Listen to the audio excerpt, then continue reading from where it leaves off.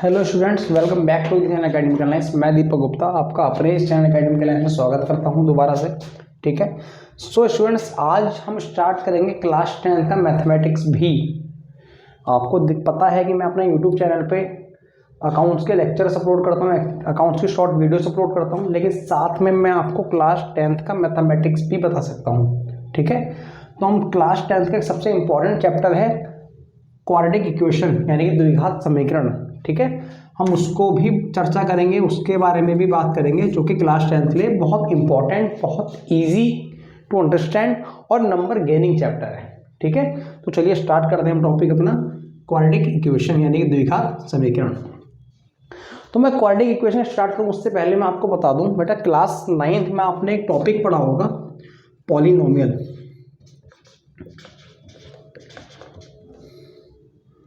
Polynomial, ठीक है, यानी कि बहुपद। उस पॉलिनोमियल को मैं ज़्यादा तो बात नहीं करूंगा। उस पॉलिनोमियल में आपने पॉलिनोमियल का टाइप्स के अंदर एक पढ़ा था क्वाड्रेटिक पॉलिनोमियल, यानी कि एक ऐसा पॉलिनोमियल, एक ऐसा बहुपद जो कि दो घात वाला, दो घात मतलब मैक्सिमम दो पावर हो उसकी। ठीक है, उसकी पावर यानी कि जो उसकी डिग्री हो अधिक से अधिक दो हो, उसे क्या बोलते हैं? Quadratic polynomial. जैसे कि एग्जाम्पल के रूप में मैं जो उसकी स्टैंडर्ड फॉर्म होती है तो मैं वो बताता हूँ आपको थोड़ा सा याद आ जाएगा। स्टैंडर्ड फॉर्म किसकी? पॉलिनोमियल कौन सा? Quadratic polynomial. ठीक है, उसकी स्टैंडर्ड फॉर्म क्या होती थी बेटा? ax² प्लस bx प्लस में c, जहां पर आपका a b एंड c ये क्या होते थे? आपके इंटीजर्स, यानी कि नेगेटिव पॉजिटिव कोई भी नंबर्स हो सकते हैं। ठीक है, और x क्या होता था? आपका वेरिएबल। ठीक है, ये तो क्लास 9th की आपको याद होगी, पॉलिनोमियल के अंदर आपने पढ़ा होगा क्वाड्रेटिक पॉलिनोमियल। ठीक है, वही चीज आप यहाँ पर पढ़ेंगे, लेकिन थोड़ा अपग्रेड कर थोड़ा सा उससे आगे बढ़ेंगे। वहां पर सिर्फ आपने ये चेक किया था कि पॉलिनोमियल होता कैसा है, दिखता कैसा है, कौन क्वाड्रेटिक होगा और कौन क्वाड्रेटिक नहीं होगा। यहाँ पर हम बात करेंगे क्वाड्रेटिक पॉलिनोमियल नहीं, उसकी इक्वेशन की। अब इक्वेशन क्या होगी? कुछ नहीं, कोई चेंज नहीं आएगा, बस थोड़ा सा यहाँ पर अगर मैं एक इक्वल का साइन लगा दूं और साथ में कुछ नंबर ऐड कर दूं, चाहे वो नंबर कुछ भी हो, कुछ भी इन द सेंस 0 भी हो सकता है, 1 2 4 9 कुछ भी नंबर हो सकता है। यानी कि अगर मैं शॉर्ट में बोलूं तो क्वाड्रेटिक पॉलिनोमियल के साथ अगर ये इक्वल का साइन आ जाए, अगर ये क्या आ जाए? इक्वल का साइन आ जाए, बराबर का चिन्ह, तो वो क्या बन जाता है? आपका क्वाड्रेटिक इक्वेशन बन जाता है। ठीक है, बाकी सब वही कक्षा 9th वाला ही है आपका। ठीक है, चलिए मैं थोड़ा सा आपको और डिफाइन करता हूं। आपको याद होगा इस पॉलिनोमियल के अंदर अगर उसकी डिग्री, यानी कि आप जो सबसे हाईएस्ट पावर होती है उसको क्या बोलते थे? डिग्री। जैसे कि यहाँ पर x की पावर कितनी है? 2। यहाँ पर x की कोई पावर नहीं है तो क्या एज्यूम करोगे आप? 1। यानी कि मैं एग्जांपल के रूप में जैसे आपको समझाता हूँ, ध्यान से देखिएगा जरा आप एक बार। ठीक है, एक एग्जांपल लेते हैं, 4x² प्लस 6x प्लस में 5 इज इक्वल टू 0। ये क्या है आपका? ये एक क्वाड्रेटिक इक्वेशन है। कैसे पहचानेंगे? यहाँ पर x जो वेरिएबल है उसकी पावर कितनी है? यहाँ पर 2 है, यहाँ पर कोई पावर नहीं है तो आप उसे क्या एज्यूम कर लेंगे? 1। अब इन दोनों में हाईएस्ट कौन है? ऑब्वियसली बात है हाईएस्ट 2 है। अगर जिसकी पावर यानी कि क्वाड्रेटिक पॉलिनोमियल वो कहलाएगा जिसकी अधिकतम डिग्री क्या हो? 2 हो। यानी कि उस जो इक्वेशन है अगर उसकी डिग्री यानी कि मैक्सिमम पावर जो अगर होगी वो 2 होगी तो वो क्या कहलाएगा? क्वाड्रेटिक पॉलिनोमियल कहलाएगा। बट कंडीशन है एक, उसकी कंडीशन क्या है? जो आपकी पावर होनी चाहिए वो नेगेटिव नहीं होनी चाहिए, वो पॉइंट में नहीं होनी चाहिए। ठीक है, वो अपॉन में नहीं होनी चाहिए। अब आपके मन में एक क्वेश्चन आ रहा होगा, सर एक काम करो, सीधा सीधा ये बता दो होनी क्या चाहिए? वो होनी चाहिए कि आपके एक पॉजिटिव इंटीजर। क्या होनी चाहिए? आपके एक पॉजिटिव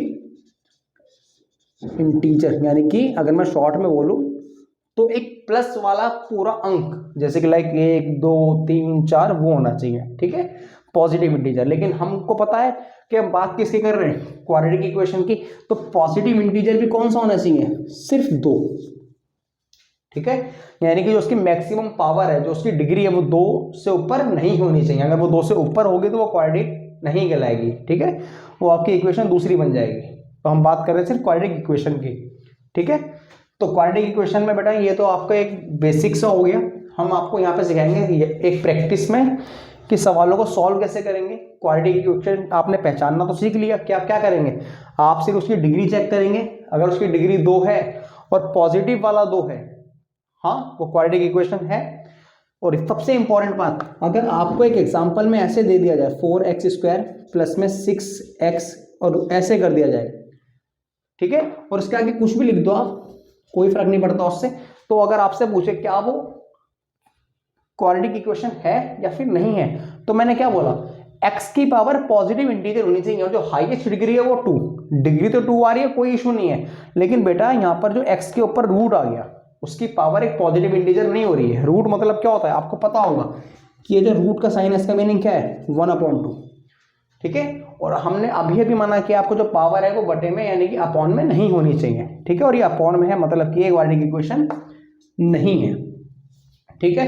ये तो एक बहुत बेसिक सा कॉन्सेप्ट था कि क्वाड्रेटिक इक्वेशन है या फिर नहीं है, या आप चेक कैसे करेंगे। हम एक एग्जांपल लेते हैं, एक सिंपल सा एग्जांपल, जैसे कि आपने सपोज दैट एक एग्जांपल क्रिएट करते हैं कि मान लीजिए एक इक्वेशन ली हमने, कैसे, x² plus 5x plus 6 is equal to 0। ये क्या है, ये क्वाड्रेटिक इक्वेशन है या नहीं, यस क्वाड्रेटिक इक्वेशन है। इसके ऊपर पावर डिग्री 2 आ रही है, यहाँ पर पावर है नहीं, तो हम एज्यूम कर लेंगे यानी कि क्वाड्रेटिक इक्वेशन तो है। अब आपको मैं इसको करवाता हूँ सॉल्व, और सॉल्व करने का जो मेथड होगा वो कौन सा होगा, फैक्टराइजेशन मेथड, फैक्टराइजिंग मेथड, यानी कि आप उसे बोल सकते हैं गुणनखंड विधि, ठीक है। हिंदी में क्या बोलेंगे उसे, गुणनखंड विधि। तो हम आपको फैक्टराइजेशन मेथड से इसको सॉल्व करना सिखाता हूँ। वो आप कक्षा 8 पे पढ़ चुके हो, कुछ यूनिक नहीं करेंगे, सिंपल सा मैं खाली आपको रिवाइज करवाना आया हूँ बस, ठीक है। कैसे, आप क्या करेंगे, जो इसकी जनरल फॉर्म होती है वो a होती है, यानी कि a, ठीक है। आप उसकी मल्टीप्लाई किससे करेंगे, 6 से, यानी कि जो आपका एज्यूम कर लेंगे यहाँ पर a कितना है, 1, कुछ नहीं है तो क्या मानेंगे 1, और जो आपका c है वो कितना है बेटा, 6। आपको सबसे पहले क्या करना है, आपको a की मल्टीप्लाई यानी कि a मीन्स 1 की मल्टीप्लाई किससे करनी है, 6 से। जो भी आपका प्रोडक्ट आएगा, जो भी आपका प्रोडक्ट आएगा उस प्रोडक्ट को आपको फैक्टर करना है। फैक्टर मीन्स उसके टुकड़े करने हैं, और आपको ऐसे 2 टुकड़े ढूंढने हैं उसके कि उसको यहाँ पर जो चिन्ह आपका होगा, पॉजिटिव है तो पॉजिटिव और नेगेटिव है तो नेगेटिव, यहाँ पर जो भी साइन होगा, साइन का आएगा पॉजिटिव, यानी कि 6 के आपको ऐसे 2 टुकड़े करने हैं कि जो ऐड करने पे 5 आ जाए। और वो फैक्टर्स क्या होंगे, 3 and 2, 3 2 जा 6, यानी कि फैक्टर तो 6 के ही है, और साथ में इन दोनों को ऐड करने पे 5 भी आ रहा है। तो उसके बाद आप कैसे करेंगे, उसके बाद आप x² प्लस 3 प्लस 2, यानी कि आपने इस 5 को ऐसे तोड़ लिया, साथ में x प्लस में 6 इज इक्वल टू 0, ठीक है। आगे उसके बाद x² प्लस 3 और ये x एक साथ हो जाएगा प्रोडक्ट में, यानी कि 3x प्लस, और ये क्या हो जाएगा आपका 2x प्लस में 6 इज इक्वल टू 0, ठीक है। उसके बाद आप दो के पेयर बना लेंगे। इन दोनों में क्या कॉमन दिख रहा है आपको, x, क्या बचेगा x प्लस 3। इन दोनों में आपको क्या कॉमन दिख रहा है बेटा, 2, क्या बचेगा आपका x plus 3 is equal to 0। जो संख्या रिपीट हो जाएगा, यानी कि जो ब्रैकेट आपका रिपीट हो जाएगा उसको आप 1 टाइम लिख देंगे, यानी कि इन दोनों को एक बार लिख दिया, और क्या बच गया, ये x और ये प्लस 2, इसको एक बार, और बराबर में 0। यहां तक तो आपने कक्षा 8 में भी किया है, यहाँ तक तो अगर आपने कक्षा 8 में फैक्टराइजेशन किया है तो वहां पर भी किया होगा आपने। तो यहाँ पर नया क्या है, यहाँ पर इसके आगे सिर्फ आपको एक स्टेप और जाना है, किसके अंदर, फैक्टराइजेशन मेथड के अंदर। कैसे, देखिए आप x प्लस 3 को, यानी कि इसको एक बार 0 के इक्वल लेंगे तो आपका x का मान क्या आएगा, -3। उसके बाद आप एक बार x प्लस 2 को 0 यानी 0 के इक्वल लेंगे तो आपका x मान क्या आएगा, -2, यानी कि x की ये 2 वैल्यूज है, -3 एंड -2, जिनको अगर मैं इस इक्वेशन में रखता हूं बारी बारी तो वो इस इक्वेशन को सेटिस्फाई कर देंगे, यानी कि जो इनका आंसर है वो बराबर में क्या आ जाएगा, 0 आ जाएगा, ठीक है।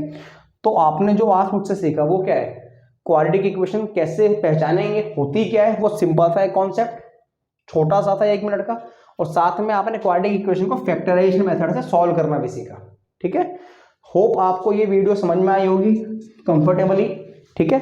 तो आप घर पर बैठ के कम से कम मिनिमम 3 to 5 यानी कि 3 से 5 क्वेश्चन ऐसे होंगे क्वाड्रेटिक इक्वेशन को जो आप ट्राई करेंगे। मैं आपको यहाँ पर लिख कर दे देता हूँ 3 क्वेश्चन, 1 2 3, बहुत सिंपल।